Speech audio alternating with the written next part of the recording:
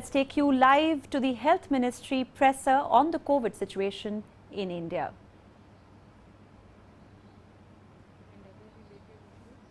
Today we have Health Secretary Shri Rajesh Bhushan ji, DG ICMR Dr. Balram Bhargav ji, and Dr. VK Paul, member Health from Niti Aayog. As you know, maybe more than me, because you people are attending it on regular basis. First, there will be a presentation by Rajesh Bhushan ji. It will be followed by remarks of Dr. Balram Bhargav ji. And after that, Dr. Paul will give an overview. And then we will take the few questions. And before I request Secretary Health, as per our protocol of any PC, kindly keep your mobiles in a silent mode so that there is no disturbance. Thank you. Over to you, sir. नमस्कार। देश में Covid के cases की स्थिति को ये graph दर्शाता है। आप ये देखेंगे कि पिछले 24 घंटे में 47,000 के लगभग केस रिपोर्ट हुए हैं। ये कुछ बढ़ोतरी है केसेस में, और ये बढ़ोतरी दो राज्यों के केसेस बढ़ने की वजह से हुई है। उस पर हम आगे आपको जानकारी देंगे। हमने यहाँ पर यह भी बताया है कि जो 69% केसेस हैं पिछले सप्ताह देश भर में जो रिपोर्ट हुए, वो एक राज्य केरल से रिपोर्ट हुए।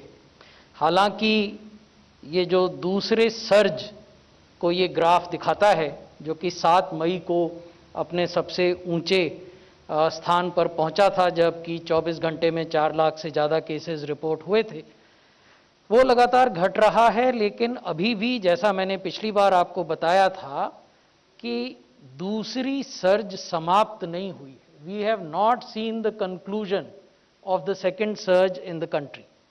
So that is something that we must keep in mind always, and once we keep that in mind, then certain things follow. एक बार जब अपने दिल और दिमाग में हम इस बात को बैठा के रखते हैं कि दूसरी सर्ज समाप्त नहीं हुई, तो ये फिर आवश्यक हो जाता है कि कोविड के अनुरूप हमारा आचार और व्यवहार हो, और वैक्सीनेशन के प्रति यदि कुछ वर्गों में, कुछ व्यक्तियों में हेजिटेशन है, तो वो दूर करने का प्रयास हो, क्योंकि धीरे धीरे वैक्सीन की उपलब्धता बढ़ती जा रही है और टीकाकरण की रफ्तार बढ़ रही है। तो जहां एक और वैक्सीनेशन को तेजी से आगे बढ़ाने का प्रयास होना चाहिए, वहीं दूसरी ओर कोविड के एप्रोप्रिएट बिहेवियर का भी पालन किया जाना चाहिए। यहाँ हम ये बता रहे हैं कि सर्ज में गिरावट जरूर है, और लगातार गिरावट है। जो सप्ताह 1 जून को समाप्त हुआ था, उस समय देश भर में 279 डिस्ट्रिक्ट्स ऐसे थे जहां प्रतिदिन 100 से अधिक केस रिपोर्ट होते थे। लेकिन 1 जुलाई के सप्ताह में ये संख्या घटकर 107 जिले तक रह गई, और 30 अगस्त का जो सप्ताह है उसमें ये संख्या और घट गई, और 42 जिले ही ऐसे हैं, 42 districts which are reporting more than 100 cases on a daily basis. So from 279 districts that were reporting 100 cases on a daily basis in June 2021, the number has come down to 42 districts that are reporting more than 100 cases on a daily basis on 30th of August 2021. तो जिले जहां की अधिक case report हो रहे थे, उनकी संख्या में गिरावट जरूर हो रही है, लेकिन महत्वपूर्ण बात यह है कि आज भी 42 जिले ऐसे हैं जहां 100 से अधिक केस प्रतिदिन रिपोर्ट होते हैं। ये हमारे देश का एक्टिव केसेस का और रिकवरीज का ट्रेंड है। ऊपर का जो ग्राफ है वो एक्टिव केसेस का है। आप देखेंगे कि वो लगातार गिरावट दिखा रहा है, और जो क्यूमुलेटिव, जो प्रोग्रेसिव रिकवरी है, वो लगातार बढ़ रही है। इस समय 97.5% रिकवरी की दर है। ये भारतवर्ष के नक्शे पर, के मानचित्र पर हम आपको वो राज्य दिखा रहे हैं जहां आज 1 लाख से ज़्यादा एक्टिव केस है। ऐसा एक राज्य है, वो है केरल। 4 राज्य ऐसे हैं जहां 10,000 से 1 लाख के बीच में एक्टिव केसेस हैं, उनकी भी हमने जानकारी आपको दी है। वो हैं महाराष्ट्र, कर्नाटक, तमिलनाडु और आंध्र प्रदेश। और बाकी जो बचे हुए 31 राज्य हैं उनमें 10,000 से कम एक्टिव केसेस हैं। प्रत्येक राज्य में देश के कुल एक्टिव केसेस के कितने प्रतिशत एक्टिव केस हैं वो भी हमने इसमें दिखाया है। अब अगर साप्ताहिक पॉजिटिविटी को देखें तो आप ये पाएंगे कि अप्रैल और मई के दौरान पॉजिटिविटी देश में सबसे अधिक थी। 21% से अधिक पॉजिटिविटी हो गई थी उस समय, जो हमने लाल बार से दिखाया है। The red bar denotes the highest level of positivity in the country, which was in the week of 29 April to 5 May. उसके बाद आप देखेंगे कि लगातार पॉजिटिविटी घटी है और जुलाई अगस्त के वीक में, 29 जुलाई से 4 अगस्त के वीक में वो घटकर 2% से कम हो गई थी और अभी वो 2.62% है। महत्वपूर्ण बात यह है कि ये 10वां सप्ताह है, 9वां सप्ताह है इनफैक्ट, जबकि साप्ताहिक पॉजिटिविटी 3% से कम देश भर में रही है। ये वो जिले हैं जहां 10% से अधिक पॉजिटिविटी है, ऐसे 39 डिस्ट्रिक्ट्स हैं। पहले हमने आपको वो जिले दिखाए थे जो एक दिन में 100 से ज़्यादा केस रिपोर्ट करते हैं। अब हम आपको वो जिले दिखा रहे हैं जहां की साप्ताहिक पॉजिटिविटी अभी भी 10% से ज़्यादा है। आप देखेंगे कि ये जिले केरल में हैं और नॉर्थ ईस्ट के कुछ राज्यों में। ये वो जिले हैं जहां पॉजिटिविटी 5% से 10% के बीच में है, साप्ताहिक पॉजिटिविटी। ऐसे 38 जिले हैं। 38 districts in the country are reporting a weekly positivity that is between 5% and 10%. Why are we highlighting this? Because WHO says that if your positivity rate is less than 5% and if you are testing 140 people per 10 lakh population on a daily basis, then you can say that the things are under control. तो इसलिए जरूरी है कि राज्य अपने स्तर पर भी उन जिलों की समीक्षा करें, मॉनिटरिंग करें जहां 5% से ज़्यादा पॉजिटिविटी है। जहां 10% से ज़्यादा है वहां तो तुरंत कदम उठाने की आवश्यकता है और ये परामर्श हम समय समय पर राज्यों को देते रहते हैं। अब वैक्सीनेशन की बात करते हैं। देश में आज सुबह तक 50 करोड़ 97 लाख पहली डोजेज दी जा चुकी थी, 15 करोड़ 32 लाख दूसरी डोज दी जा चुकी थी। तो यानी देश की वयस्क आबादी का 54% ऐसा है जिन्होंने एक ना एक डोज प्राप्त कर ली है और देश की वयस्क आबादी का 16% भाग ऐसा है जिन्होंने दोनों डोजेस प्राप्त कर ली हैं। 16% of the total adult population of this country has been fully vaccinated. 54% of the total adult population of this country has received at least one shot. और आप सहमत होंगे अगर हम इन दोनों को मिला दें तो ये लगभग 66 करोड़ की संख्या हो जाती है। 66 करोड़ की जनसंख्या अनेक देशों की मिलाकर होती है जिसको हमने अब तक वैक्सीनेट किया है। अब अगर हेल्थ केयर वर्कर्स को देखें तो 99% हेल्थ केयर वर्कर्स को पहली डोज लग गई है, 84% को दूसरी डोज लग गई है। फ्रंटलाइन वर्कर्स को देखें तो 100% को पहली डोज लग गई है और 80% को दूसरा टीका भी मिल गया है। और 18 बरस से ऊपर, जैसा मैंने अभी निवेदन किया, 54% को पहली डोज और 16% को दोनों डोज। तो ये जो अंतिम बार मैं आपको दिखा रहा हूं उसमें हेल्थ केयर वर्कर्स और फ्रंटलाइन वर्कर्स सम्मिलित हैं। अब जो महत्वपूर्ण बात है वो ये है कि कौन से राज्य हैं जो अच्छा कर रहे हैं। कोविड वैक्सीनेशन में, वो ये हैं। 3 राज्य ऐसे हैं और संघ शासित क्षेत्र जिन्होंने अपनी वयस्क आबादी के 100% लोगों को पहली डोज दे दी है। वो हैं सिक्किम, दादरा और नागर हवेली और Himachal Pradesh. So there are 3 states, Sikkim, Dadra and Nagar Haveli and Himachal Pradesh, which have administered the first dose of COVID vaccination to 100% of their 18 plus population. Sikkim ने 36% को दूसरी डोज भी दे दी है। दादरा और नागर हवेली ने 18% को और हिमाचल प्रदेश ने 32% को दूसरा डोज भी दिया है। इसके अलावा 5 राज्य ऐसे हैं जिन्होंने कि 85% से अधिक आबादी को पहली डोज दे दी है। वो हैं Mizoram, 85% of the total adult population has been given at least 1 shot, Lakshadweep 88%, Daman and Diu 88%, Ladakh 88% and Tripura 89%। हमने आपको इन राज्यों में और संघ शासित क्षेत्रों में जो दूसरे डोज का प्रतिशत है वो भी दिखाया है।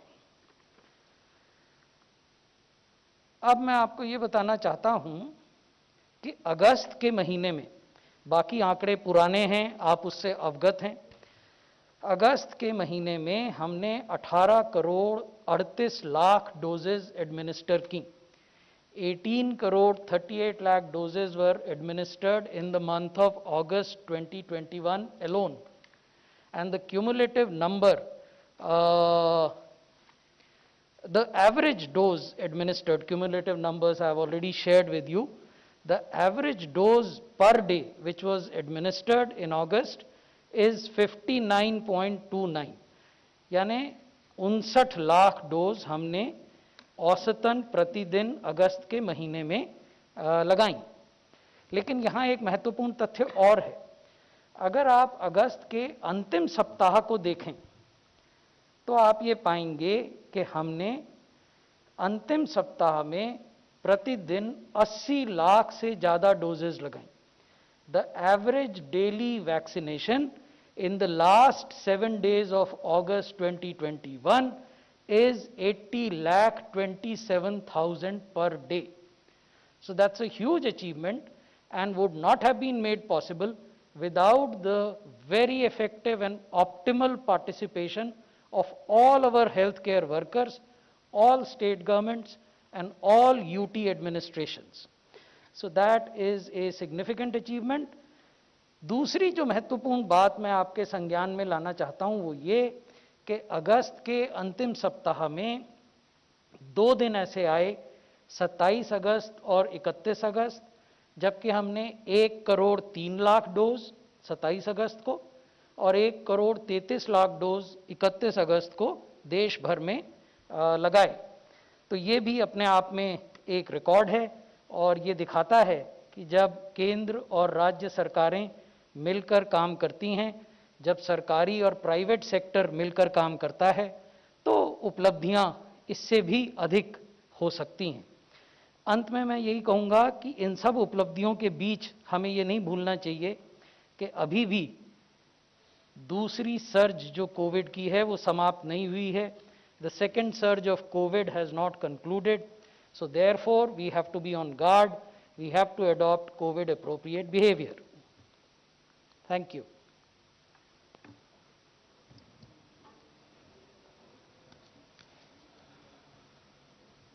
Thank you.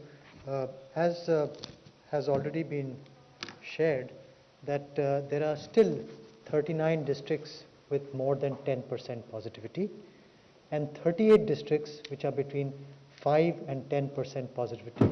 So we are still dealing with this problem in a big way. And I have just 4 points to make. We know that the vaccines prevent severe disease and death. Therefore, it is absolutely essential to wear a mask even after vaccination. That is my first point.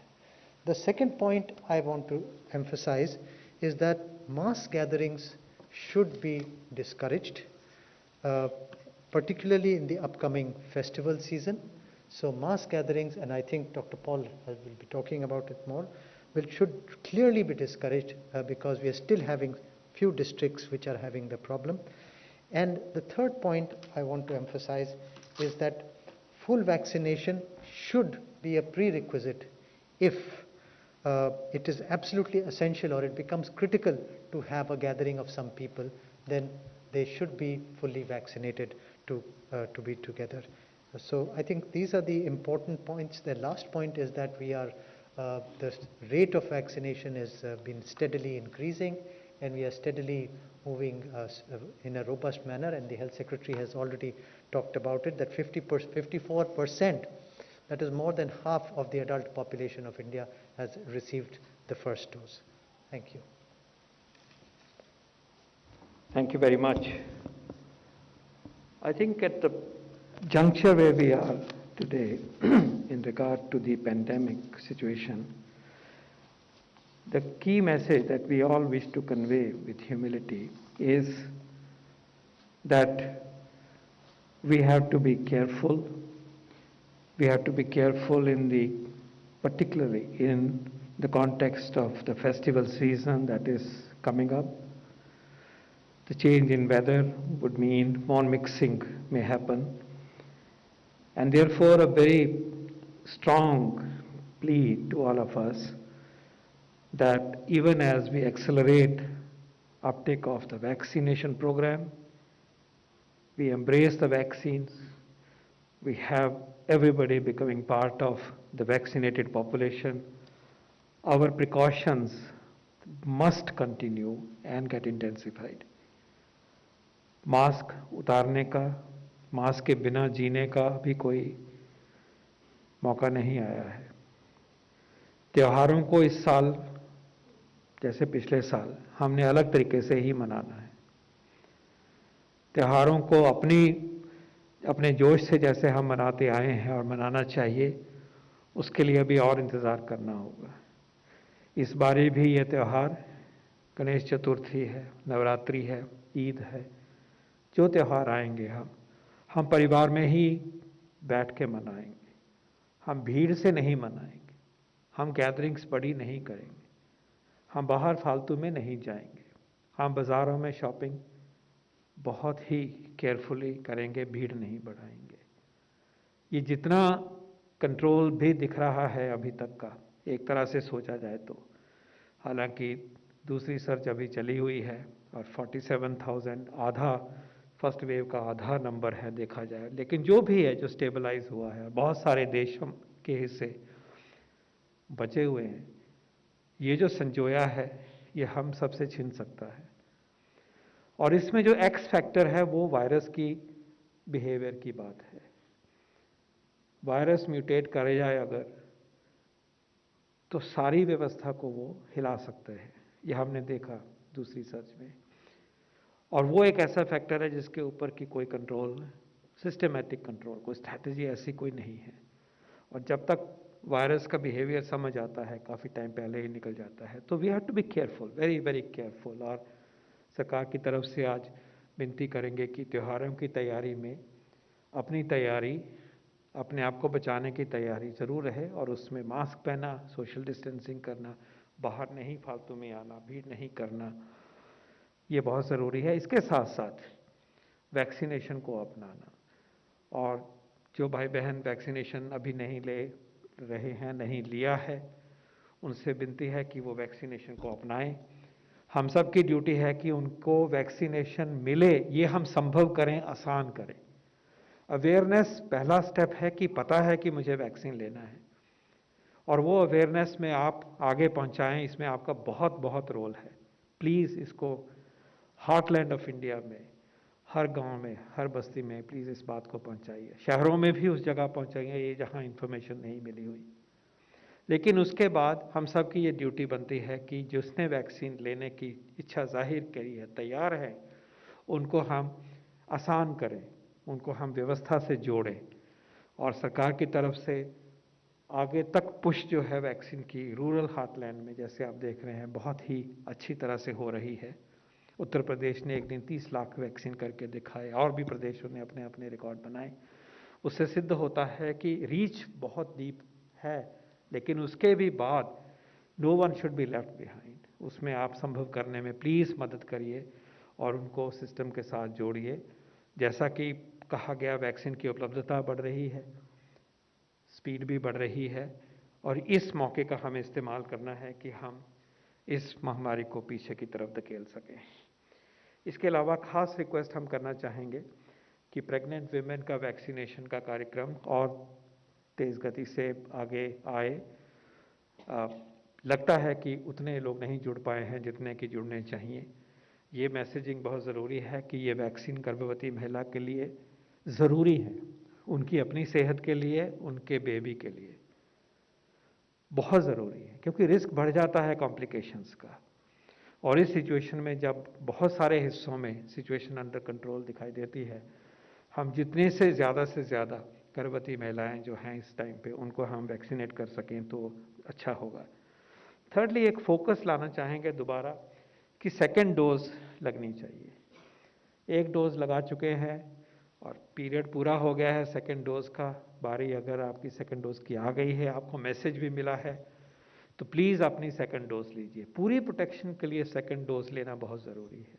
ये हम यहाँ से आंकड़ों के द्वारा भी बता चुके हैं कि दूसरी डोज लगने से जो प्रोटेक्शन का लेवल है वो एक डोज लगने से बहुत ऊपर है। आपकी गारंटी, पूरी गारंटी जितना वैक्सीन दे सकता है सेकेंड डोज पे ही होता है। सरकार की तरफ से इसके एफर्ट भी किए जा रहे हैं, सरकारों को बताया जा रहा है, याद दिलाया जा रहा है, लेकिन इसको आप एक मुहिम की तरह भी कहें कि भाई दूसरी डोज आपकी ड्यू है तो प्लीज़ लीजिए, अपने लिए भी, समाज के लिए भी, क्योंकि जब आप पूरी डोज से प्रोटेक्टेड होते हैं तो आपके द्वारा संक्रमण आगे बढ़ने में वायरस को कठिनाई होती है। तो सेकेंड डोज के लिए प्रेरित करिए, तैयारी करिए।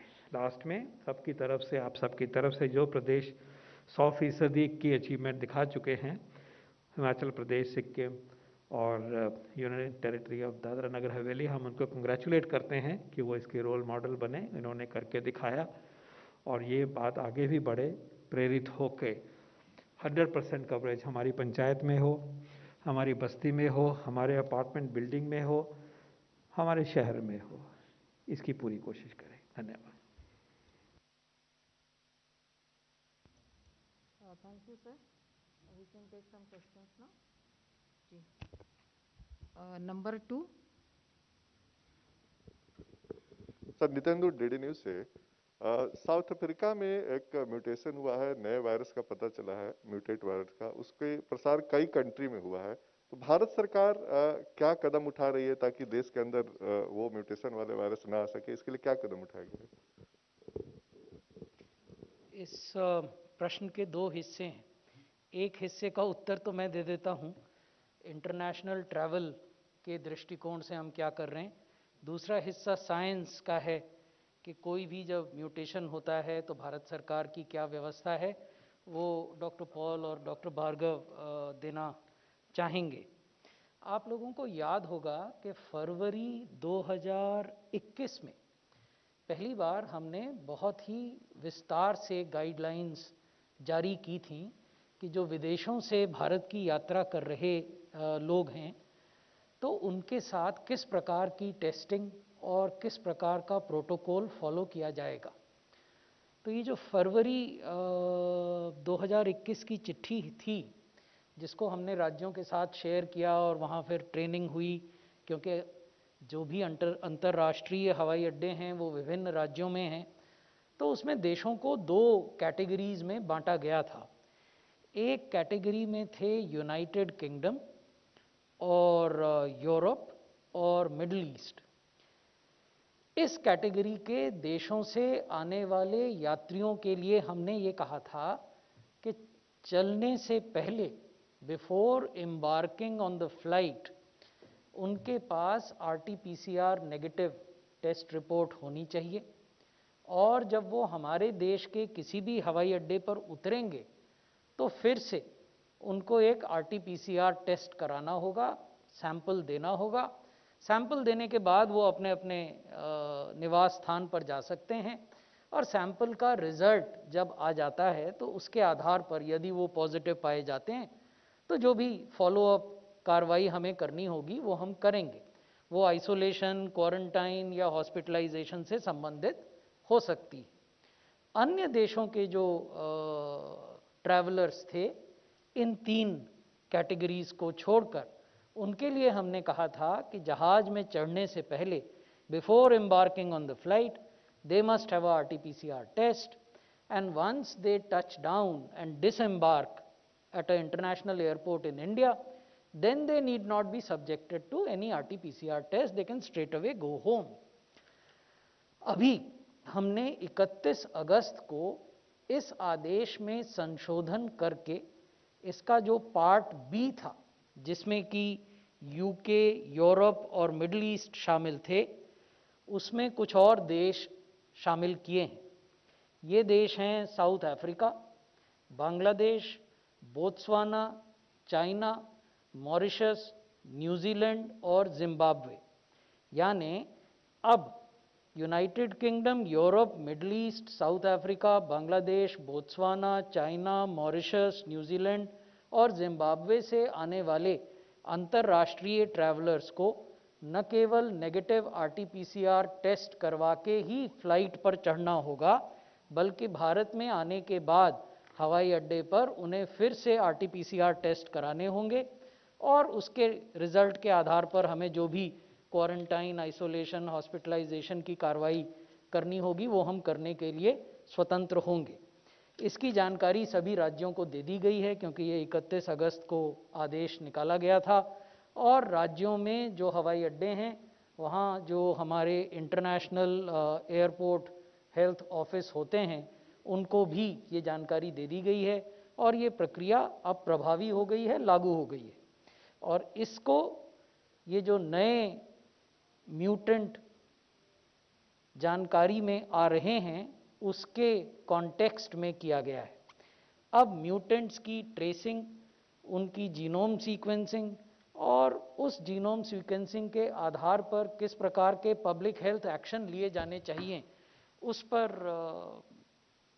डॉक्टर पॉल और डॉक्टर भार्गव कुछ प्रकाश डालना चाहेंगे। आपका जो सवाल था, ये जो म्यूटेंट के बारे में जो साउथ अमेरिका में कोलंबिया में पाया गया है, तो इसमें यह है कि कोलंबिया की आबादी तो बहुत ज़्यादा नहीं है, 5 करोड़ के करीब आबादी है, मगर ये म्यूटेंट वेरिएंट ऑफ इंटरेस्ट अभी कहा गया है और इसको क्लोजली ऑब्जर्व किया जा रहा है और WHO भी क्लोजली ऑब्जर्व कर रहा है और इसमें ऐसा अभी नहीं देखा गया कि सीरियस डिजीज़ हो रही है या रैपिड स्प्रेड हो रहा है, मगर समय बताएगा थोड़ा सा, इसमें अभी कुछ कहना मुश्किल है।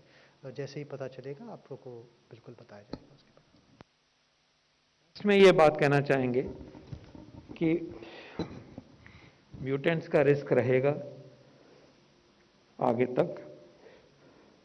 म्यूटेंट्स जो भी हों, जो टूल्स हैं हमारे पास टेस्टिंग का, ट्रैकिंग का, टीका का, क्लिनिकल प्रिपेयर्डनेस, हॉस्पिटल प्रिपेयर्डनेस का और कोविड से बचने के बिहेवियर का, ये टूल्स हमारे हाथों में हैं और इनको दृढ़ निश्चय से पूरी तरह से हमें इस्तेमाल करना है हर म्यूटेंट के लिए।